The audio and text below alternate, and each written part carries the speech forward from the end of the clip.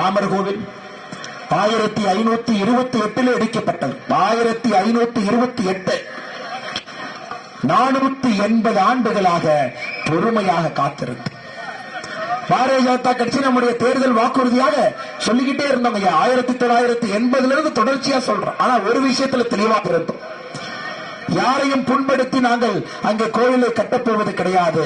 சட்டப்பூர்வமாக இதை அணுகி மக்களுடைய ஆதரவை பெற்று அரசியல் சாசன முறைக்கு உட்பட்டு இந்தியாவினுடைய கலாச்சாரத்தினுடைய மையப்புள்ளியாக அயோத்தியாவிலே குழந்தை ராமருக்கு கோவில் எடுப்போம் என்று சபதம் எடுத்தோம். இன்னைக்கு 2024 ஜனவரி 22 உச்சத்திலே சூரியன் இருக்கும் பொழுது 12:29 குழந்தை ராமர் தன்னுடைய சொந்த வீட்டிற்கு குடிபோயிருக்கிறாங்க. செய்து காட்டியிருக்கின்றோம். அதெல்லாம் உங்களுடைய ஒத்த ஓட்டுங்கய்யா. ஒரு ஓட்டு, ஒரு பெரும்பான்மையாக ஒரு கட்சியை நீங்கள் ஆட்சியில் அமர்த்தினால் தைரியமாக அந்த கட்சி முடிவெடுக்கும். நாட்டினுடைய நலனுக்காக அந்த கட்சி பாடுபடும் என்பதை பாரத பிரதமர் காட்டிக் கொண்டிருக்கின்றார். ஐயா, நம்முடைய வெளியுறவுத்துறை கொள்கையாக இருக்கட்டும். முதல்ல எப்படிங்க ஐயா இருந்தோம்? அமெரிக்காக்கார விசா கொடுக்க மாட்டான், கை கட்டி நின்று கொண்டிருந்தோம். கிட்டத்தட்ட வெளிநாடுகளுக்கு அடிமை சாசனமாக நின்று கொண்டிருந்தோம். ஐநா சபையில் அமெரிக்காக்கார எப்படி ஓட்டு போட வேண்டும் என்று சொன்னால் அப்படி ஓட்டு போட்டுக் கொண்டிருந்தோம். இன்னைக்கு நம்முடைய வெளியுறவுத்துறை கொள்கை என்பது இந்தியா முதன்மையானது என்கின்ற அடிப்படையில் நம்முடைய வெளியுறவுத்துறை கொள்கை இருக்கிறது. நாட்டிற்கு இது நல்லதோ அது மட்டும்தான் நம்முடைய வெளியுறவுத்துறை கொள்கையாக நாம் நடத்திக் கொண்டிருக்கின்றோம். சகோதர சகோதரர், உள்நாட்டு பாதுகாப்பு ரொம்ப முக்கியங்க. இவ்வளவு சம்பாதிச்சு இவ்வளவு வளர்ந்து இவ்வளவு நல்லா இருந்தா நம் குழந்தைகள் இடத்துக்கு போயிட்டு வந்தா கூட பத்திரமாக போயிட்டு வர்றாங்க நம்பிக்கை இருக்கு. தாய்மார்கள் மகளிர்கள் சந்தைக்கு போறாங்க, மார்க்கெட்டுக்கு போறாங்க, எந்த பிரச்சனை இல்லாம போயிட்டு வர்றாங்கன்னு ஒரு நம்பிக்கை இருக்கணும். இன்னைக்கு ஒரு அமைப்பாக களை எடுத்திருக்கின்றோம். நாட்டிற்கு எதிராக நாட்டிலே சதி செய்தவர்கள், தீவிரவாத இயக்கங்கள் நாட்டிற்கு வெளியே இருக்கலாம், நாட்டிற்குள்ளே இருக்கலாம், களை எடுக்க ஆரம்பித்திருக்கின்றோம். ஒரு உண்மையான ஒரு கட்சி, நாட்டை முதன்மையாக வைக்கக்கூடிய கட்சி, உள்நாட்டுக்குள்ள பாதுகாப்பு என்பதற்கு இலக்கணம் பாரதிய ஜனதா கட்சியினுடைய ஆட்சி. 2004 14 வரை எத்தனை அநியாயம் பார்த்தங்கய்யா. ரயிலில் குண்டுவெடிப்பு, மார்க்கெட்டில் குண்டுவெடிப்பு, பெங்களூர்ல எல்லா இடத்திலும் குண்டுவெடிப்பை பார்த்தோம். இன்று இந்தியா ஒரு அமைதி பூங்காவாக நம்முடைய ஆட்சியிலே மாற்றி காட்டியிருக்கின்றோம். சகோதர சகோதரி, உலகத்திலே 11வது பெரிய பொருளாதார நாடாக இருந்தோம். 11வது பெரிய பொருளாதார நாடாக குட்டி குட்டி நாடுகளே நமக்கு முன்னாடி இருந்தாங்க ஐயா. அந்த குட்டி குட்டி நாடுகளுக்கு நம்ம குழந்தைகள் வேலைக்கு போனாங்க. சிங்கப்பூர்ல இருந்து எல்லா நாடுகளும் முன்னாடி இருந்துச்சு. 11வது இடத்துல இருந்தோம். இவ்வளவு பெரிய நாடு. அப்ப உலகத்தினுடைய 2வது மக்கள் தொகை இருந்த நாடு 11வது இடத்திலே பொருளாதாரத்தில் இருந்தோம். இன்னைக்கு மோடி ஐயாவுடைய ஆட்சியில 9 ஆண்டுகள் கழித்து பொருளாதாரத்திலே 5வது பெரிய நாடாக வளர்ந்திருக்கிறது.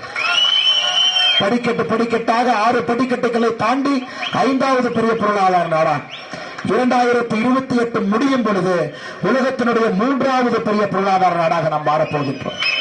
நமக்கு முன்பு இருக்கக்கூடிய ஜப்பானையும் ஜெர்மனி அவர்களையும் முந்தியடித்து 2028 முடியும் பொழுது உலகத்தினுடைய 3வது பெரிய பொருளாதாரம். நாம சமாதானம் இல்லைங்க. நமக்கு 11வது பெரிய பொருளாதார நாட்டிலிருந்து வந்து 5வது நமக்கு சமாதானம் இல்லை. மோடி அவர்கள் பெரிய கனவை நம் கண் முன்னால் வைக்கின்றார். 2047 முடியும் பொழுது உலகத்தினுடைய முதன்மை நாடாக, வல்லரசு நாடாக, வளர்ந்த நாடாக இந்தியா மாற வேண்டும் என்று 25 ஆண்டுகளுக்கான இலக்கு நம்ம கண்மூட வச்சிருக்கார். 25 ஆண்டுகளுக்கான இலக்குங்க ஐயா.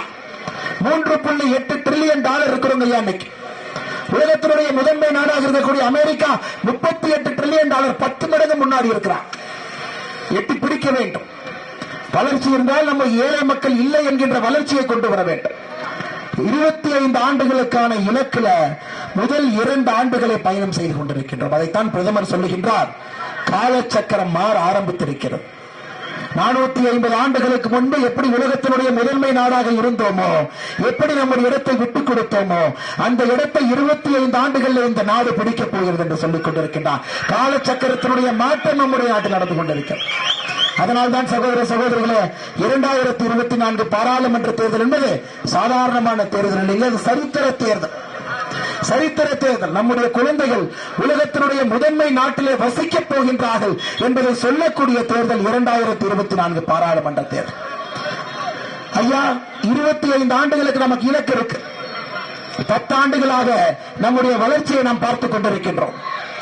10 ஆண்டுகளாக வளர்ந்த ஒரு நாடாக மாறிக்கொண்டிருக்கின்றோம். பட்டி தொட்டி எல்லாம் வளர்ச்சியை கொண்டு வந்து கொண்டிருக்கின்றோம். எப்படிங்க ஐயா முடிஞ்சது? 4 விஷயங்களை மோடி அவர்கள் அறவே வெறுக்கின்றார். 4 விஷயங்கள் பாரதிய ஜனதா கட்சியினுடைய அரசியல் அகராதியிலே இருக்கக்கூடாது என்று நினைக்கின்றார். அந்த 4 விஷயங்கள் தான் தமிழ்நாட்டில் இருக்குதுங்க ஐயா. பாரதிய ஜனதா கட்சி மோடி ஐயா அரசியல் அந்த 4 விஷயங்கள் எது வேண்டாம் என்று நினைக்கின்றாரோ, இன்றைக்கு தமிழக அரசியல் அந்த 4 விஷயங்கள் கோலோச்சு கொண்டிருக்கிறது. அடிப்படையில் ஒரு பாரதிய ஜனதா கட்சியினுடைய தொண்டனும் பாரத பிரதமர் மோடி அவர்களும் ஏன் நீங்களும் வெறுப்பது குடும்ப ஆட்சி என்பதை அடிப்படையில் வெறுக்கின்றார். ஒரே குடும்பத்தில் பிறந்ததற்காக son of Kalaignar Karunanidhi, grand son of Kalaignar Karunanidhi, great grand son of Kalaignar Karunanidhi என்கின்ற ஒரு பெயரை வைத்துக் கொண்டு ஒரு தற்கொலை கூட்டம் நம்மை அரசாள்வதை தமிழக மக்கள் ஏற்றுக்கொள்ள மாட்டார்கள். சகோதர சகோதரிகளே, அதை அடியோடு வெறுக்கின்றோம். குடும்ப ஆட்சி என்பது கோபாலபுரத்தில் ஆரம்பிக்கலைங்க ஐயா. பட்டி தொட்டி எல்லாம் குடும்ப ஆட்சி நடக்குது. தமிழகத்திலே 12 இடத்துல இன்னைக்கு 3வது தலைமுறை அமைச்சர்கள் அல்லது எம்எல்ஏக்கள் அல்லது எம்பிக்கள் இருக்கிறார். சென்னை தமிழகத்தினுடைய மாநகரத்தை பாருங்க ஐயா. ஒரு மாநகரம் வேகமாக வளர்ந்தால்தான் அந்த மாநிலம் வளரும். சென்னையினுடைய மாநகரத்தை பாருங்க. தென் சென்னையினுடைய எம்பி யாருங்க? தமிழச்சி தங்கபாண்டியன். தமிழச்சி தங்கபாண்டியன் யாருங்கம்மா? இதற்கு முன்பு மந்திரியாக இருந்த தங்கபாண்டியன் அவங்க பொண்ணு. தமிழச்சி தங்கபாண்டியனுடைய சகோதரர் யாரு? தமிழகத்தினுடைய நிதியமைச்சர் தங்கம் தென்னரசு. பாருங்க, ஒரே குடும்பத்தில் நிதியமைச்சர் அண்ணன், தென் சென்னை எம்பி தங்கச்சி, அவங்க அப்பா முன்னாள் அமைச்சர். அப்படியே தென் சென்னையிலிருந்து மத்திய சென்னைக்கு போனீங்கன்னா யாருங்க மத்திய சென்னையினுடைய எம்பி? தயாநிதி மாறன், முரசொலி மாறன் அவருடைய பையன், கலைஞர் கருணாநிதி அவருடைய குடும்பம், கலாநிதி மாறன் அவருடைய சகோதரன். அப்படியே மத்திய சென்னையிலிருந்து வட சென்னைக்கு போன வட சென்னையினுடைய எம்பி யாருங்கம்மா? வடசென்னையுடைய எம்பி கலாநிதி வீராசாமி, ஆற்காட்டு வீராசாமி அவருடைய பையன். அப்படியே இங்கிருந்து குதிச்சு பக்கத்து கள்ளக்குறிச்சி தொகுதிக்கு போங்க. கள்ளக்குறிச்சி தொகுதி எம்பி யாருங்கம்மா? பொன்முடி அவருடைய பையன் கௌதம் சிகாமணி. அப்படியே எட்டிக்குறிச்சி வெள்ளூர் தொகுதிக்கு போங்க. வெள்ளூர் தொகுதியினுடைய எம்பி யாருங்க? துரைமுருகனுடைய பையன். இவர்களுக்கெல்லாம் ஏதாவது தகுதி இருக்குன்னு நீங்க நினைக்கிறீங்களா? ஆனா நம்ம குழந்தைக ஒரு சாதாரண ஒரு கிளர்க் வேலை கிடைக்கணும், ஒரு டிஎன்பிஎஸ்சி குரூப் 4 கிடைக்கும்னா மாங்கு படிச்சு விடிய படிச்சு ஒரு பரீட்சை ரிசல்ட் வராது. 13 மாசமா குரூப் 4 பரீட்சைக்கு ரிசல்ட் இல்ல. ஆனா இவனுங்க எந்த பரீட்சை இல்லாம ஒரு குடும்பத்திலே பிறந்தோம் என்கின்ற ஒரே காரணத்திற்காக அரசியலை கோலோச்சு கொண்டிருக்கின்றார்கள்.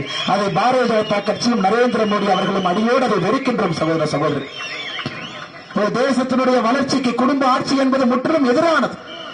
உலகம் முழுவதும் பாருங்க, அமெரிக்காவிலிருந்து பாருங்க, குடும்ப ஆட்சி என்பது எங்கேயும் கிடையாது. தமிழகத்தில் மட்டுமே ஒரு குடும்பம் நம்முடைய வருமானத்தை சூறையாடி கொண்டிருக்கின்றார்.